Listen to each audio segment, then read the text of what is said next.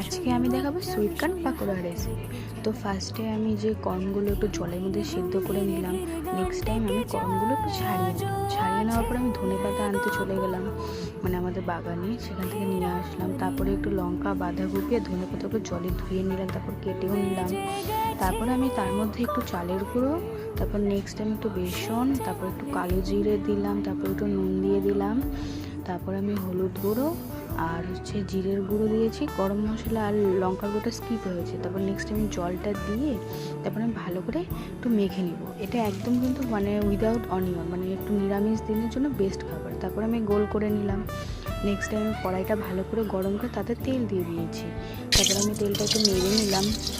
একদম ভালোভাবে গরম হওয়ার পর আমি একে একে সব সুইট কর্নের যে গোল করে রেখেছিলাম সবগুলো ছিঁড়ে দেবো।